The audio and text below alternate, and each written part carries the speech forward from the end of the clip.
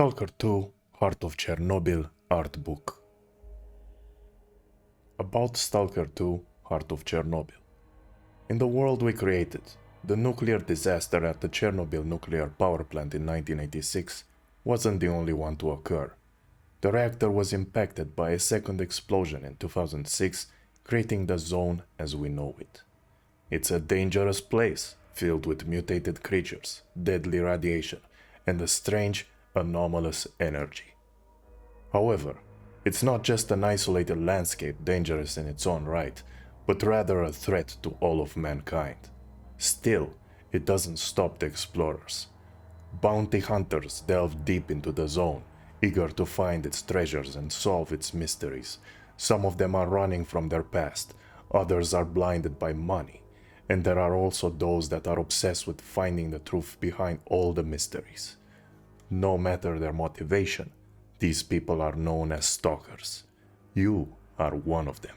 Within S.T.A.L.K.E.R 2 Heart of Chornobyl, we have finally created the thing we've wanted to make since the very beginning.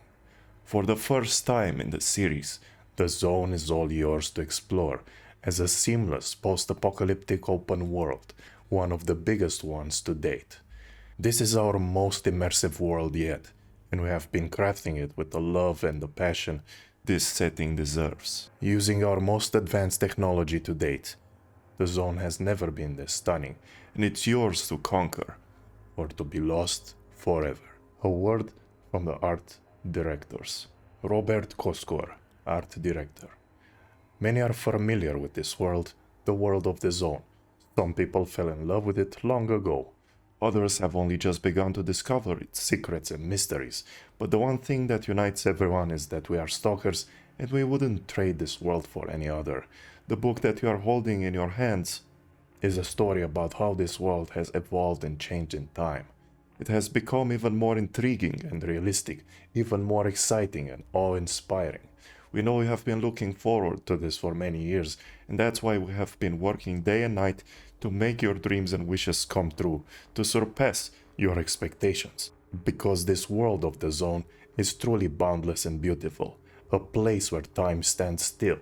Like an archaeologist, you make your way through the fragments of a bygone era. You can look at them endlessly, trying to imagine a time before the zone existed. Calmness and silence, loneliness and desolation. There is something here for everyone. Immerse yourself, embrace a new reality, fulfill your potential, and find yourself in the zone. After all, there is a fine line between a game and reality. And we really want you, having encountered this new reality, to love it, just as we do. Good hunting, Stalker. Timur Suleiman, art director. The Chernobyl exclusion zone, is it even possible to describe it in a way that everyone understands? It's all about the feelings it triggers. It can generate a whole whirlwind of emotions, unique to every individual. The zone is like a Rorschach test. Different people will see different images when looking at random ink blobs on a page. Your perception is neither good nor bad. It's neither beautiful nor ugly. It is just the way you see and feel it. Now try to visualize the zone. You can see abandoned houses here and there, withered grass and dying plants. Why not throw in some creepy noises and mutants for good measure? However, what you are imagining won't be the same picture in someone else's mind. The zone is subjective. During the development process, we aim to portray the zone as we see it, just as we remember and know it. We realize it will not be the same for everyone, but we hope that every player will find something special in it, and experience a unique set of emotion caused by the atmosphere the zone creates. I use the pronoun we instead of me. It's an emotional piece of work we have created here, so I can be honest with you. When I joined the project, I had mixed emotions. First and foremost, I was excited, but fear was just around the corner. The scale and the ambitions of the project frightened me. I was scared that I would not live up to the expectations of the players out there. It was the people around me who helped me get over my fear and feel confident. They supported me, they inspired me, and they were my main source of energy over the years. Energy for this huge game people were eager to play. I want to thank you both and the team for supporting me throughout this creative process. Stalker 2 is not a story told by one person, it's told by all of us. We are Stalker 2. It all started in 2007 for the majority of the team. That was the year S.T.A.L.K.E.R. Shadow of Chernobyl was released. It felt like a whole new, unreal and twisted world, and it was really close geographically too. A lot of us were inspired by all the surreal vibe and started thinking of our own images and shapes, transforming them into art. Basically, we are the players who were too eager to see the sequel themselves. And when you want something really strong, you get it. The day has finally come, and we were ready. This art book shows our ways of creating Stalker 2, our thoughts, ideas and plans, and the way they grew and transformed. That's just a part of our whole job, but we really wanted to share it with you. Anton Kuchtitsky, Concept Director. Concept Team: Maxim Shadi, Yaroslav Kononenko, Artem Tursky, Oleski Skorodumov, Volodymyr Motstar. The Zone. Perimeter. The Fault. The first landmarks that welcome visitors to the zone are the fault anomaly and the dilapidated perimeter wall built to protect the world outside. It's almost as though the zone is mocking these pathetic attempts to contain it. The Small Zone. The Small Zone appeared during the zone's expansion. The Zalicia village, along with the bar of the same name, became the main hub of the region and a home to many rookie stalkers. Garbage. The garbage name is entirely justified. It has housed all kinds of junk, including radioactive vehicles, following the accident in 1986. Since the arrival of the first stalkers, the garbage has become one of the worst raiding hotbeds in the zone. Wild Island. Even by the standards of the zone, Wild Island is a dreary, depressing place. It was formed after a radioactive waste site was partially flooded. Nevertheless, this gloomy spot has become a home to a group of former Monolith members. Rostock. Once controlled by duty, the Rostock factory has become a key freedom base situated at the crossroads of the zone's main trade routes. A constant flow of coupons, artifacts, and trade goods has turned Rostock into a favorite hangout for those fortunate enough to have some extra money to spend. Skadovsk Barge. Formerly a stalker refuge, the Skadovsk has become a bandit lair and has been renamed to Sultansk. Security in the Great Swamps now depends entirely on the will of the vessel's owner, the Sultan. Stalkers who get on his bad side tend to disappear without a trace. Yantar. People tell many terrifying tales about the dried-up Lake Yantar and the scientific facility at the center of it. A nearby factory of the same name was thoroughly looted years ago, but no loot is worth the risk of visiting it nowadays. The Iron Forest. Despite its name, the Iron Forest is not really a forest, but rather a large electrical substation, and while the power transmission pylons may indeed resemble mighty pines, the multiple electrical anomalies that can be found there leave little time for sightseeing. Red Forest. Having been exposed to the extreme doses of radiation in 1996, the Red Forest still hasn't forgiven the mankind. Trees, unable to grow or die, serve as hideouts for mutants and anomalies. It isn't a good place to visit, unless you've got some decent equipment. Pripyat. Nature has never absorbed Pripyat completely. It's still a town rather than a mound of rubble. This place is full of memories of the people who once lived here. Colorful signs, shards of broken stained glass windows, a stack of someone's favorite books. X-Labs. Laboratories related to the mysterious Project X are located all over the zone. Some of the X-Labs are currently being explored. Some have already been looted, and others remain hidden to this day. A number of them are still so dangerous that it would be suicidal to go anywhere near them. X-18. Not all Project X experiments were something to do with new physics or the noosphere, and some laboratories hold secrets of a much darker nature. These secrets are yet to break free, as are those who dwell within. X7, the brain scorcher and the monolith were Project X's most famous Psi installations, but they were hardly the only ones. That much is obvious. X0, the so-called new physics, remains a puzzle to scientists from the mainland, but within the confinements of Project X laboratories, the secret was revealed, and the impossible became real. X17, a group of scientists whose desire to realize humanity's full potential as a species resulted in the emergence of the Zone. Ironically, humans somehow managed to create something that defies the understanding of the mankind's brightest minds to this day. Octa, deep underground, safe from the wrath of the Zone, there are glass pods filled with liquid.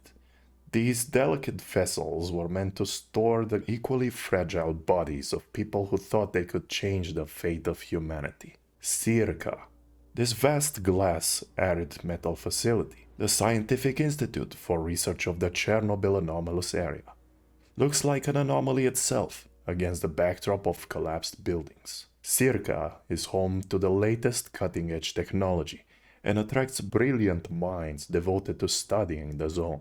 S.T.A.L.K.E.R Anomaly Research. S.T.A.L.K.E.R is one of mankind's greatest assets, and its director, Dr. Dmytro Dalin, will not allow any risk to threaten his life's work, including those that came from the Zone.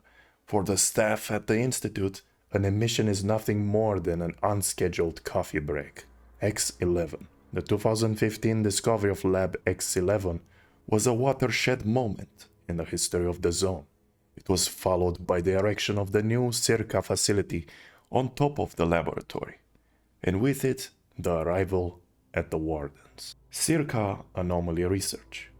Stalkers are only interested in artifacts, but S.T.A.L.K.E.R scientists see the anomalies themselves as treasure troves of information. When it comes to gathering data, they fear no danger and spare no expense. S.T.A.L.K.E.R Artifact Farm.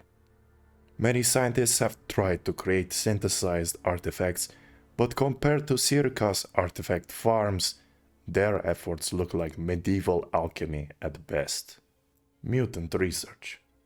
For stalkers, these creatures are the stuff of ghost stories told around the campfire, but to S.T.A.L.K.E.R scientists, they're just guinea pigs. Captured mutants spend their remaining days in rescue in secure vivariums, serving the greater good. Generators. A massive installation whose purpose is unknown. Some say it only goes online during a mission, or that perhaps its unidentified creators have learned to control the Zone, and the missions are simply a byproduct of its activity. Anomalies. Every dark corner could turn out to be a trap. Every careless step could be fatal, and every outing could be your last. The only predictable thing about the Zone is its unpredictability. Anomalies.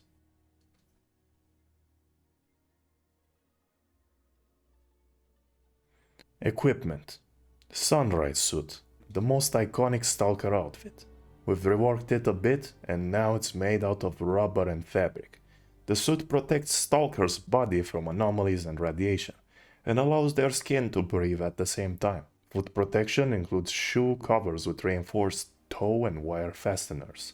The Sunrise is supplemented with standard oxygen tanks equipped with a sound sensor along with a container for storing artifacts. Breathing system. Customizable cloak. S.T.A.L.K.E.R cloak. We decided to add a lot of trench coats to the game and allow every group to boast at least one type of trench coat of their own. The way they flutter when a S.T.A.L.K.E.R walks out of the bar, throws on their hood, and lights a cigarette. Wow, that looks amazing. Protective glass. Filter system. S.T.A.L.K.E.R's backpack. Stalkers. S.T.A.L.K.E.R is an umbrella term for anyone who enters the Zone illegally. These people have their own pasts and their own hopes for the future. But they all have one thing in common. They're as much a part of the zone as the zone is a part of them. S.T.A.L.K.E.R Explorer Suit. The equipment of a stalker that is familiar with the zone's behavior. The zone might not agree though, is made of glued rubber. It includes a special breathing device consisting of a long backpack and a belt box that produces oxygen by mixing carbon dioxide with special chemicals. We supplemented this outfit with a unique load-bearing system that has various adapters attached to it, designed especially for the gas mask tube and other systems. Belt Type 1. Belt Type 2. Breathing system. Leather jacket. An ordinary article of clothing worn by someone new to the zone and is stitched up in places after encounters with the local wildlife. Its pockets are filled with a regular Geiger counter and some bolts, basic necessities for survival in the zone. Belt Type 1. Belt Type 2. Belt Type 3. Stalkers. Stalkers are found all over the place inside the zone. They go by many names: freemen, loners, neutrals. Stalkers follow no strict hierarchy and share no common goals or beliefs. They all come to the zone for their own reasons and live by their own rules. Bandits. The zone is a law unto itself. It naturally attracts those who aren't fond of the law. Bandits of all kinds, from run-of-the-mill thugs to hardened criminals, are as much a threat to the stalkers as mutants and anomalies. Marauder Suit. While we were working on the bandits, we got most of our inspiration from the classic gangster look, aka street thugs of the 2000s. Their assortment of tracksuits, plus other such iconic elements. Note the ingenious handcraft frame that keeps the filter attached to the vest. A leather jacket. Leather cloak. Merc suit. Typical mercenary suit. It bears a pattern of wings on the chest, an important symbol for the group. The gas mask is equipped with special buttons, one of which will allow you to put a hood up. Front view. Back view. Freedom. Fighting for the free zone alongside rivalry with duty isn't the goal of this faction anymore. They are now in charge of all trade in the zone, but their traditional beliefs are increasingly being cast aside for the sake of avarice and greed. One can only wonder what this will lead to. Wind of Freedom suit. This is the image that greets us as we launch the first Stalker. While we were designing this outfit, we wanted to emphasize the transition from a lone stalker to a fighter from a powerful group. The recruit suit comes with several different load-bearing systems and a backpack containing an oxygen delivery system.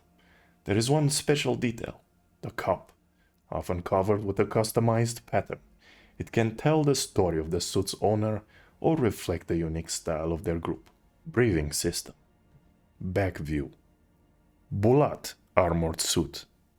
Freedom's brute force. This outfit features an armored filtered mask and attachment mounts for a bag of RPG-7 grenades. The trousers come with special slots for easy knee pads attached to knee pads to it. And on the shoulders, there is an adapter connecting the headphones to the radio on the back of the outfit. Spare ammo backpack. Original mask. Duty. Duty is one of the oldest stalker groups. It was created with a simple purpose in mind, to protect the world from any leakage from the zone. A strict code, an honorable mission, decent equipment. Duty has been a force of order amid the chaos of the zone for a long time now. PSZ 5D. The most popular and advanced equipment used by all groups in the zone. It is made of reinforced rubber and leather. Comes equipped with a podig, rebreather, consisting of 2 tanks filled with oxygen and diluent. When used, the gases are mixed together and fed into breathing tubes. Rebreather podig. Customizable cloak. PSZ 9D duty armor. The power of duty. This body armor comes with special sections to fit Kevlar plates to. Their zippers resemble a dragonfly. The armor also features a number of straps to attach pouches to. There are some bulldog grenades clipped to the hip. This is both a tribute to the quest in the original S.T.A.L.K.E.R and a way to show Freedom who's the boss. Duty boots. NVD Type 2. IPSF. The zone's unpredictability and the lack of success in managing it led to the creation of the International Perimeter Security Force that tried to enforce direct, if somewhat laissez-faire, control over the area. The military's mission in the zone remains unchanged. They must guard the perimeter. PSC-7 Body Armor.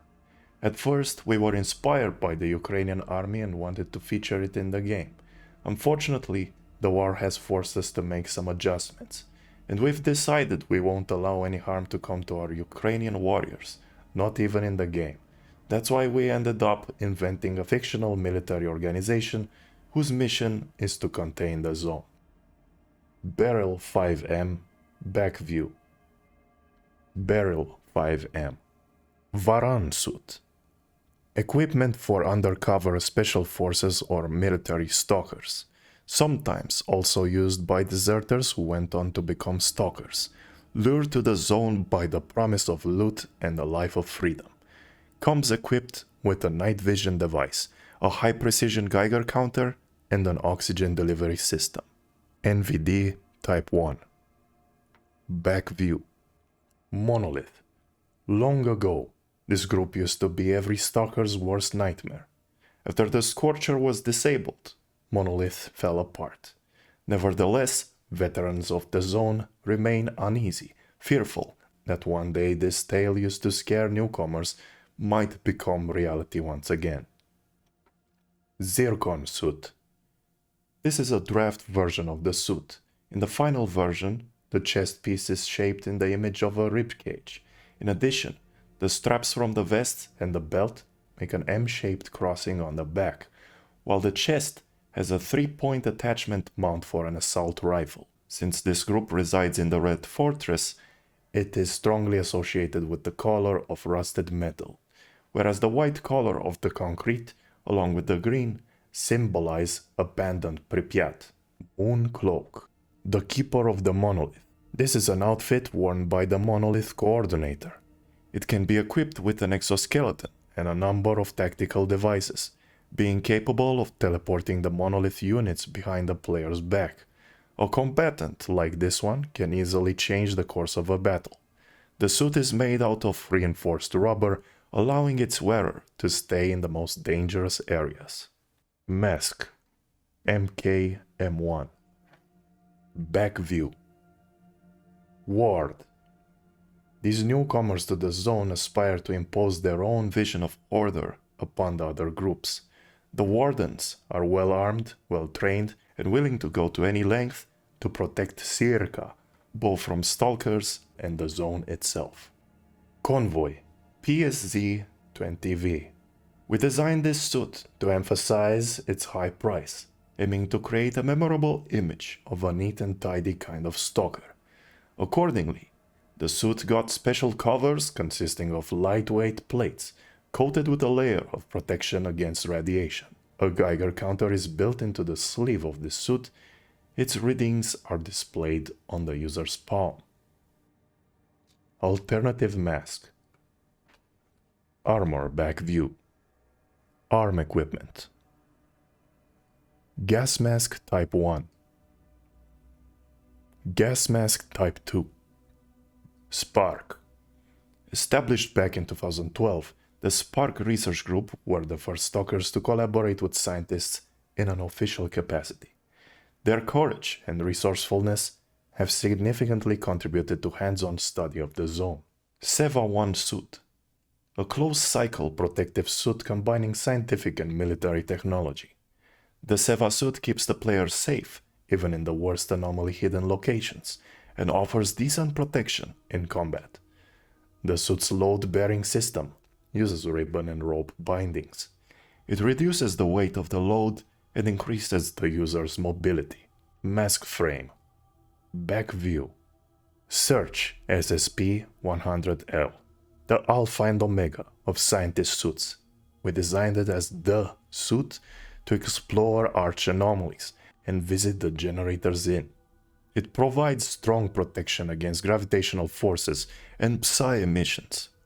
You can attach special devices to the back of the suit, like a lightning rod or a winch system.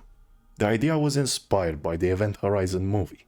We wanted to provide stalkers with an opportunity to literally dive into an anomaly. Closed breathing system. Back view. Scientists. Since its earliest days, scientists around the world have been fascinated by the zone, but only the bravest amongst them have dared to venture in it. These warriors of science tend to avoid confrontation, and some of them are even willing to work with stalkers in order to achieve their goals. SCP-99. This suit offers several layers of protection against all kinds of anomalies. There is a control panel for the life support system on its chest that is used to activate other suit functions as well. There is a tablet fixed to the sleeve for keeping records and making radioactive zones. Very useful if your PDA ends up getting damaged. While we were working on this suit, we wanted to make a number of modifications offering maximum protection against particular anomalies, like a golden visor that protects against the bright light of a burner, for example, and bacteria-resistant underwear with thermal regulation. Why not? Scientists love their comfort. Breathing system. MAP tablet. Helmet layers. Scientist suits. Exoskeleton. In the zone you can find both old exoskeletons produced outside its borders as well as new ones developed at S.T.A.L.K.E.R laboratories. Exoskeletons increase the wearer's strength and offer solid protection against bullets at a cost of significantly reduced mobility. The exoskeleton. We wanted our exoskeleton to look as realistic as possible, so we studied every source on exoskeleton construction that we could get our hands on. Our greatest challenge was to design shoulder joints in a way that wouldn't restrict the full use of the arms. The massive, complex devices represented a serious problem for our animators. We ended up adding a special mechanism in the shoulder blade area, enabling the characters to put their elbows on a table and perform other movements with their arms. We also came up with an amazing spine design with rubber cushions that allows the wearer to blend their body. At the same time, the iron cable conductors twist and shrink to tilt the body in any direction you need. Servo motors installed on the exoskeleton require a lot of power, provided by the device on the back. The Gauss cannon principle enables the operation of plus and minus containers for holding artifacts or batteries. For the bracers, we came up with the idea of inflatable airbags. They support damaged limbs and put pressure on them to stop bleeding. The exoskeleton is designed to be highly portable. When properly folded up, with all of its grooves matching, it could easily fit into a crate. Tactic flashlight. Power supply. Leg system type A. Leg system type B. Spine system. Bracelet panel. Arm system. Scapula system. Characters. Strider, a leader of Noon, a group of former monolithians. Just as he once was, Strider believes that his brethren should forget about their monolith past and live their lives anew, as honest folk. While many people in the zone refuse to treat monolithians as fellow human beings, Strider works tirelessly so that Noon can prove them wrong. Faust, monolith preacher. Strider took him under his wing in Noontide, but Faust does not share the group's beliefs. He wants to return to the monolith, since it was the only source of fulfillment for the confused monolithians. Despite Strider's objections, Faust firmly believes that one day the true light of the monolith will be seen by everyone in the zone. Colonel Alexander Korshunov, leader of the ward, career soldier with a rich military background. The colonel's primary mission is to ensure the security of S.T.A.L.K.E.R. In order to do this, He has to maintain order throughout the zone. In other words, his job is to pacify the other groups and monitor stalkers' activity. This is a thankless task, but being loved by the people isn't of any concern to the colonel. He has greater things to worry about. S.T.A.L.K.E.R, a former mercenary in charge of the S.P.A.R.K. group. He assists scientists with zone-related research, but some suspect that scientific matters are not his only preoccupation. S.T.A.L.K.E.R works closely with Ozerski and STC Malachite. He's an expert in psi technologies and carries out other Project X research. Detectors, the leader of the Detectors Corps and a former SSU officer. After completing his assignment in Pripyat, he opted not to return to the mainland. Both fascinated and terrified by the zone, Detectors remained behind to guard it from those who do not appreciate its dangers. Richter, a stalker that seriously loves the zone. It isn't just a scientific problem or a business opportunity for him. No, the zone is alive for Richter. It is something real, or even someone, that you can communicate with and understand. He is ready to go to any lengths to protect it. Doctor, a legendary stalker who has saved many lives in the zone, including humans and mutants alike. He helped S.T.A.L.K.E.R to reach the center of the zone, but much like his past, his real intentions are shrouded in darkness. Dr. Dimitro Dalin, director of S.T.A.L.K.E.R. After graduating from high school as an external student, he received a doctorate in physics and mathematical sciences at the age of 25 before committing himself to the study of the zone. Dalin's discoveries have secured him a place as the leader of the new scientific institute in the zone. According to Agatha, only a genius like Dalin is capable of a real breakthrough. Agatha. Only one thing is known about this woman. She is the one that makes all the decisions regarding the institute's strategic development. Mutants. Rodent and rats. These mutated rodents might not be the most dangerous inhabitants of the zone, but they are certainly among the most numerous. Many rookie stalkers underestimate these creatures because of their diminutive size, and soon come to regret it.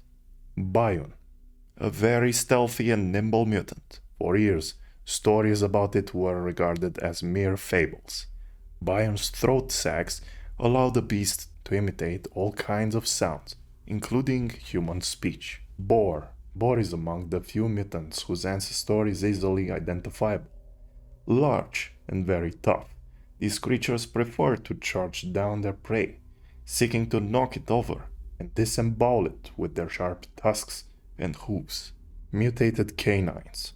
Mutated dogs are easily the most common predators in the zone. Wandering packs of blind dogs often pose a serious threat to stalkers, while pseudo-dogs can be highly dangerous, even to the most seasoned hunters, thanks to their psionic abilities. Flesh. Mutated almost beyond recognition, the Flesh used to be a domestic pig. It is one of the few mutants that do not attack humans on sight. Other mutants often hunt Fleshes for food, as do certain stalkers with less perceptive taste buds. Pseudo-deer, often called the Lord of the Woods. This mutant deer is a cautious beast. Encountering one of these creatures is extremely unusual, since they typically hide in order to avoid confrontation. If threatened, however, a pseudo-deer is fully capable of defending itself and can even call on other mutants for aid. Bloodsucker. Bloodsuckers are counted among the most dangerous and terrifying mutants in the zone. No one knows what causes a human to transform into this monstrous creature, but its ability to turn invisible makes many encounters with bloodsuckers fatal. Chimera. A horrible-looking nocturnal hunter whose origins remain shrouded in mystery. The Chimera is one of the most ferocious predators in the zone. Just one Chimera can often be enough to wipe out an entire group of careless stalkers. Poltergeist. An unusual mutant. Even by the zone's standards, the poltergeist resembles a floating sphere of energy in its incorporated form. Hence the name. Poltergeists have telekinetic abilities and can even create anomalies. Controller. A telepathic mutant whose abilities are every bit as terrifying as its appearance. It has the power to break the will of even the most ferocious fighter, turning them into a mindless, obedient puppet forced to do the creature's bidding for the rest of their days. Pseudo-giant. The enormous, hideous monster may once have been human. The pseudo-giant possesses immense strength and resilience, making it one of the most terrifying inhabitants of the zone. Only a truly experienced hunter or a madman would dare to hunt this creature alone. Snork. These mutant humanoids are capable of jumping some 50 feet and can smell their prey from half a mile away. The exact origin of Snorks remains a mystery. Some believe them to be zombies, while others suspect they're the result of some sinister experiment. Cadaver. The result of experiments geared toward a singular purpose, creating the perfect soldier. The scientists behind Project X clearly had a hand in the creation of these monsters. Although a recent addition to the zone's bestiary, they have already become the subjects of many horror stories told at stalker campfires. Search of the new mutant. Devices. Gilka detector. One of the cheapest detectors, yet very reliable. Thanks to its simplicity, it can be modified for all kinds of stalker purposes. Oko detector. A powerful state-of-the-art detector designed at S.T.A.L.K.E.R. Dr. Dallin is the only one who understands the principles of its operation, and he does not care to reveal this information to outsiders. Detectors, most important equipment in a stalker's arsenal. After weapons, of course. Detectors help their users obtain the greatest treasures in the zone. Artifacts. Artifact container. Every artifact has a way of affecting those who touch it, in some way or another. These containers were developed to handle artifacts safely and prevent any harm to stalkers. PDA. No stalker goes looking for loot without their trusty PDA. PDAs are used to store important data, receive messages, and hold coupons. In addition, an unlucky stalker can also use their PDA to record a warning for their more fortunate comrades. Topaz Scanner. These scanners were initially developed by scientists from Project X, but S.T.A.L.K.E.R. actually finalized the prototypes. Then a certain scientist, who was immensely ambitious, turned the Topaz into something completely different. Artifacts. Chemical. The acid eats through stone, metal, and flesh alike, fusing them in strange chemical reactions. The process usually takes time, and the reagent often remains alive during much of it. Electrical. Scientists have yet to determine whether artifacts are created by constant electromagnetic fields, or just a discharge hitting an object. This lack of data does not stop them from making use of the results of electrical anomalies, however. Thermic. Their incredibly high temperatures should be able to incinerate all but the most resistant materials, but fire anomalies can even melt living matter, transforming it into valuable artifacts. Gravitational. Fragments of horribly mangled matter, twisted almost beyond recognition. Monstrous pressure from gravitational anomalies alters the very structure of matter at the atomic level, transforming it into something hitherto unseen on this planet. The end of S.T.A.L.K.E.R 2 Heart of Chornobyl art book. Thanks for watching the video. This is Vostok Vlad. Good hunting, stalkers.